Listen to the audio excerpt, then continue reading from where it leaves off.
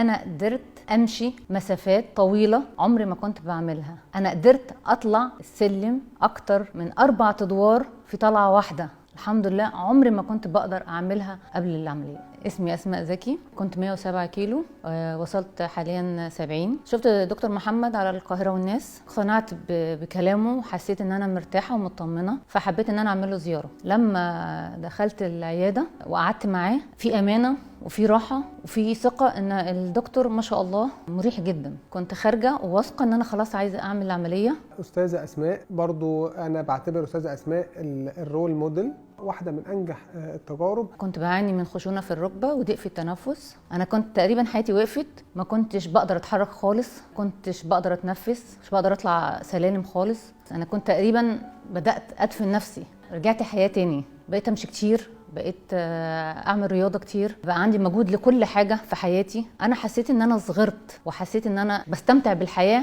والحمد لله. واكتر حاجه كنت كمان يعني مفتقداها الرياضه. بلعب رياضه دلوقتي يعني بطريقه انا ما كنتش متخيله ان انا ممكن اوصل لها. مش بعاني من اي حاجه، مش محرومه من اي اكل، باكل نفسي فيه كله. لما جات لنا عند الشهر الثالث وبدأنا نحس ان هي مش عارفه تاكل كويس، ما كانتش قادره تمارس رياضه، ركزنا معاها جدا. طبعا بعد ما دكتور محمد كان دايما يدينا التعليمات دي، كان يقول لي ايه الحاجات المهمه اللي لازم تركزي عليها عشان ما تضعفيش وعشان ما تعانيش من اي دوخه او اي تعب. فانا التزمت بالكلام اللي هو كان بيقوله، بحيث ان انا اخد التعليمات الجديده اول باول واشوف انا واصله لمرحله هل هو راضي عني في المستوى اللي انا واصله له والمجهود اللي انا وصلت له مع العمليه، هل انا ملتزمه ولا لا. كنت بحب قوي قوي كمان احضر المتابعه عشان احس كمان بتشجيعه ليا لما يشوف التغيير عليا. ده كانت ببقى مبسوطه جدا وكان بتديني دافع اكتر ان انا اسعده بالنتيجه الحلوه بتاعتي. احسن الناس اللي مشت على التعليمات دي سمعت كلامنا جدا، وانا فعلا بشكرها ودايما بشكرها على كده. بقول لها انت ما شاء الله، انا دايما بديكي مثال للعيانين كتير جدا من اللي عملوا العمليه. سمعت كلامنا فعلا، جت على نفسها، بذلت مجهود، لعبت رياضه. انصحهم يفكروا في القرار ده في وقت اسرع، في وقت يعني يلحقوا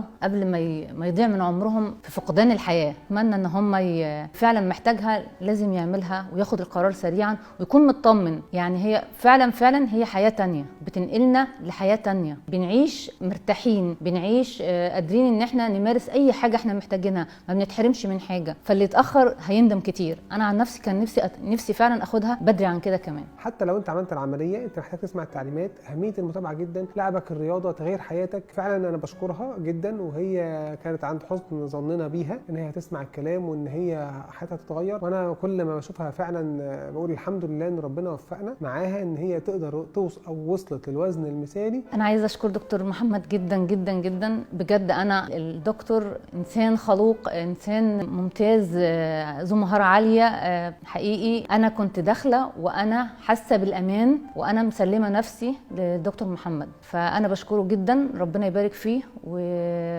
ويخليه لينا ويديله الصحة ويرزقه بالعلم الواسع يا رب، ونتمنى له ان هو يتألق اكتر واكتر بإذن الله. انا بشكرها جدا جدا جدا على مجهودها وعلى ان هي قد ايه مهتمية بالمتابعة لغاية دلوقتي، وهي يعني من انجح التجارب عندنا في الفريق ده.